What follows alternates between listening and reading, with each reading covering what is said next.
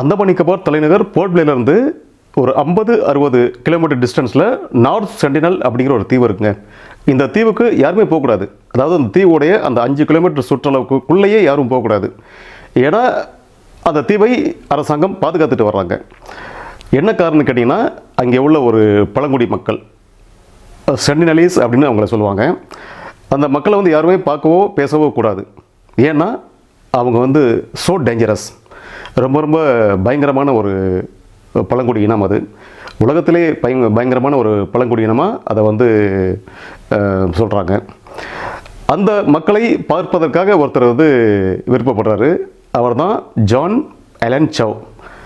இவர் யாருன்னு பார்த்தீங்கன்னா, அமெரிக்கன் கிறிஸ்டின் மிஷன்லேருந்து வந்தவர். அவர் ஒரு 26 வயசு மதிக்கத்தக்க ஒருத்தர். இவர் என்ன பண்ணுறாருன்னா, கிறிஸ்துவ மதத்தை பரப்புறதுக்காக அந்த தீவுக்கு போகிறதுக்கு அவர் பிளான் பண்ணுறாரு. நார்த் சென்டினல், அதாவது இந்த டேஞ்சரஸ் தீவுன்னு நம்ம சொன்னோம் இல்லையா, அந்த தீவுக்கு போகிறதுக்கு அவர் வந்து பிளான் பண்ணுறாரு. இந்த தீவுக்கு போகிறதுக்கு அரசாங்கம் தடை விதிச்சிருக்கு. ஏன்னா அந்த மக்கள், அந்த பழங்குடி மக்கள் ரொம்ப ரொம்ப டேஞ்சரஸ் ஆனவங்க. இவங்களை பார்த்து இவங்களுக்கு அந்த மதத்தை பரப்பணும் அப்படிங்கிறதுக்காக அமெரிக்கன் கிறிஸ்டின் மிஷன்லேருந்து ஜான் அலன் சோ வர்றாரு. நவம்பர் மாதம் 2018ஆம் வருடம் நவம்பர் மாதம் அந்த தீவுக்கு அவர் போகிறாரு. எப்படி போகிறாருன்னா, அந்த தீவுக்கு யாரும் போக முடியாது. ஸோ அங்கே உள்ள ஒரு அந்தமானில் உள்ள ஒரு லோக்கல் ஒரு மீன்காரனை, ஒரு லோக்கல் மீனவரை சந்தித்து போகிறதுக்கு பிளான் பண்ணுறாரு. அவரும் சம்மதிக்கிறாரு. காசு அதிகமாக கொடுக்கணும்னு அவர் வந்து சம்மதிக்கிறாரு. இரவோட இரவாக அந்த தீவுக்கு அவங்க போகிறாங்க. இவர் என்ன பண்ணுறாரு, அந்த மீன்காரர் அங்கே விட்டுட்டு அந்த மீன்காரர் வந்துடுறாரு. இவர் இந்த ஜான் அலன் சோ அங்கே போகிறாரு. இவர் என்னென்ன சாமான் எடுத்துகிட்டு போகிறாருன்னா, ஒரு பேக் எடுத்து போகிறாரு. பேக்கில் வந்து பைபிள் இருக்குது, வேறு சில சாப்பாட்டு உணவுகள், பிரெட், இந்த மாதிரி சில ஐட்டங்கள் இருக்குது. இதை கொண்டு அவர் வந்து இங்கே போகிறார், தீவுக்கு போகிறாரு. உள்ளே போனோன்னே அந்த தீவு மக்கள், அந்த பழங்குடி மக்கள் சென்டினலீஸ், அவங்க வெளியாட்களை பார்த்தா அவங்க வந்து உள்ளே விட மாட்டாங்க. ஏன்னா அவங்க வெளியாட்களை வந்து அவங்க இது வரைக்கும் பார்த்ததே இல்லை. அவங்க வாழ்க்கையில் வெளியாட்களை பார்த்தே இல்லை. ஏன்னா யாருமே அந்த தீவுக்கு போனதில்லை. அப்படி இருக்கும்போது வெளியாட்களை பார்த்தா ஏதோ அவங்கள பொறுத்த வரைக்கும் ஏதோ ஒரு புதுசாக ஒரு ஜந்து வந்திருக்கு அப்படி தான் அவங்க வந்து நினைப்பாங்க. அந்த மாதிரி இவரை பார்த்த உடனே அவங்க என்ன பண்ணியிருக்காங்கன்னா, ரொம்ப ஷாக் ஆகியிருக்காங்க. ஷாக் ஆகி வந்து அவங்க வந்து ஸ்டார்டிங்கில் அவங்க பயந்துருக்காங்க. பயந்ததுக்கப்புறம் என்ன பண்ணியிருக்காங்கன்னா, அம்பு அடிச்சிருக்காங்க. இவர் என்ன பண்ணுறாருன்னா, அவர் வந்து பேசுகிறதுக்கு ட்ரை பண்ணுறாரு.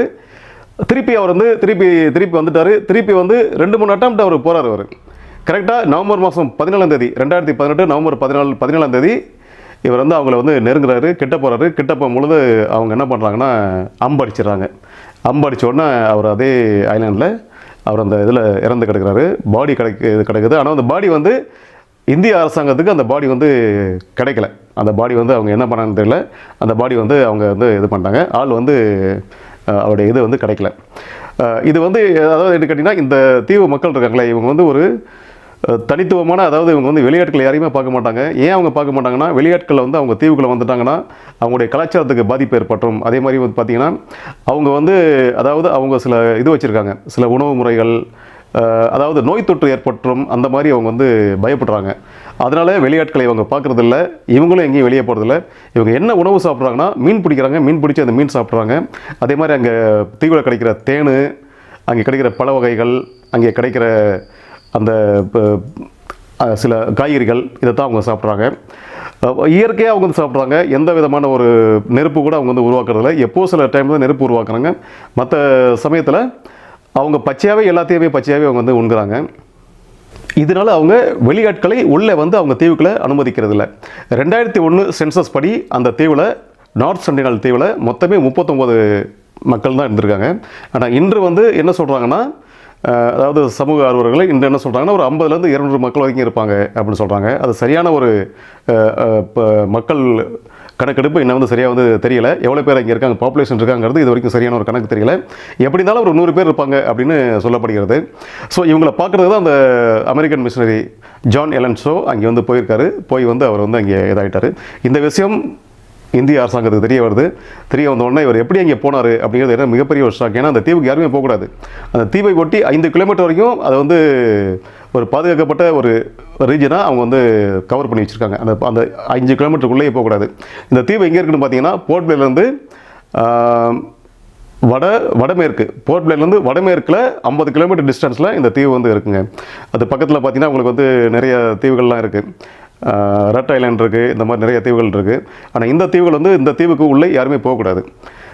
அந்த நார்த் சென்டினல்ஸ் உலகத்திலே வந்து ரொம்ப ரொம்ப டேஞ்சரஸானவங்க, ரொம்ப ரொம்ப பயங்கரமானவங்க. அவங்க யாரையும் சந்திக்க மாட்டாங்க, வெளியாட்கள் யாரையும் உள்ளே வந்து அவங்க அலோவ் பண்ண மாட்டாங்க. இந்த விஷயத்தை கேள்விப்பட்டு இந்திய அரசாங்கம் ரொம்பவே ஷாக் ஆகி எப்படி அவர் போனார் அப்படின்னு வந்து ஆராயிறாங்க. ஆராய்ச்சி பார்க்கும்பொழுது இந்த மாதிரி கிறிஸ்டியன் மிஷன்லேருந்து அங்கே வந்திருக்காரு, அவர் இங்கே வந்து இந்த மாதிரி போயிருக்காருங்கிற விஷயம் விவரம் தெரியுது. அவருடைய பாடி வந்து கிடைக்கல. அதுக்கப்புறம் அந்த கூட்டி போன அந்த மீன்காரரை அரசாங்கம் அரெஸ்ட் பண்ணுறாங்க. அரெஸ்ட் பண்ணிட்டு இதுக்கு மேலே அந்த இதுக்கு யாருமே போகக்கூடாதுன்னு அப்படின்னு சொல்லிட்டு, ஏன்னா ஏற்கனவே உள்ள ஒரு ரூல்ஸ் தான், அந்த தீவுக்கு யாரும் போகக்கூடாது. நார்த் சென்டினல் ரொம்ப ரொம்ப உலகத்திலே ஒரு டேஞ்சரான ஒரு தீவு. உலகத்திலே ஒரு டேஞ்சரான பழங்குடி மக்கள் யாருன்னா அது நார்த் சென்டினல்ஸ் தான். அவங்க என்ன பண்ணுவாங்க, நம்ம ஆட்களை பார்த்தாலே அவங்க வந்து வில்லடிச்சு நம்மளை வந்து கொன்றுவாங்க. ஏன்னா அவங்கள பொறுத்த வரைக்கும் அங்கே வந்து அவங்கள பாதுகாக்கணும். அதுக்காகவே அவங்க வெளியாட்கள் யாரையும் வந்து உள்ளே அனுமதிக்கிறது இல்லை. அவங்க மட்டும் என்ன பண்ணுறாங்கன்னா அந்த தீவில் அவங்க மட்டும் தான் இருக்காங்க. அதனால் கவர்மெண்ட் என்ன பண்ணிடுதுன்னா இந்த தீவு வந்து பாதுகாக்கப்பட்ட ஒரு தீவு. இந்த இனக்குழு பாதுகாக்கப்பட வேண்டிய ஒரு இனக்குழு. இவங்களை வந்து யாருமே டிஸ்டர்ப் பண்ணக்கூடாது. ஏன்னா இப்போ பார்த்தீங்கன்னா இப்போ அந்த மாதிரில மேலும் சில பழங்குடியினர் இருக்காங்க. ஆனால் இவங்கெல்லாம் ஒரு சிவிலைஸ்ட் ஆகிட்டாங்க, நாகரிகமாயிட்டாங்க. ஏன்னா அவங்கள வந்து அப்ரோச் பண்ணுற அளவுக்கு இருந்தாங்க, நாகரிகமாயிட்டாங்க. ஆனால் அந்த சென்டினல்ஸை வந்து யாருமே அப்ரோச் பண்ண முடியல. ஏன்னா வந்து கிட்ட போனாலே அவங்க அம்பு வச்சு அடித்து கொண்டுடுறாங்க. ஸோ அதனால் இந்திய அரசாங்கம் அவங்கள டிஸ்டர்ப் பண்ணாதீங்க, அப்படியே விட்டுருங்க அப்படின்னு சொல்லிடுச்சு. அதனால் அந்த மக்கள் அப்படியே அவங்க தனியாகவே இங்கே இருக்காங்க. அந்த மாதிரி நிறைய பழங்குடியினர் இருக்காங்க. அவங்கன்னா எல்லாருமே சிவிலைஸ்ட் ஆகிட்டாங்க. அதுக்கு அரசாங்கம் அவங்களுக்கு எல்லா விதமான சலுகைகளும் கொடுக்குறாங்க. ஆனால் இந்த மக்களுக்கு சிவிலைஸ்டே பண்ண முடியல. ஏன்னா வந்து கிட்டவே நெருங்க முடியாத ஒரு தூரத்தில் அவங்க இருக்கிறதுனால அவங்க வந்து எப்படி அவங்கள என்ன பண்ணுறது தெரியாமல் அரசாங்கமும் விழிச்சுக்கிட்டு இருக்கு. அவங்க வந்து தங்களை வந்து யாரும் வந்து உள்ளே வர வேணாம் அப்படின்னு சொல்லிட்டு அவங்க வந்து தனிமையில் அவங்க வந்து இருக்காங்க. இந்த பழங்குடியினர் தான் உலகத்திலே ரொம்ப டேஞ்சரஸ் அப்படிங்கிற ஒரு பழங்குடியினர், நார்த் சென்டினலைஸ். மற்றும் ஒரு வீடியோவில் சந்திப்போம். சப்ஸ்கிரைப் பண்ணாத நண்பர்கள் சப்ஸ்கிரைப் செய்து கொள்ளுங்கள். நன்றி, வணக்கம்.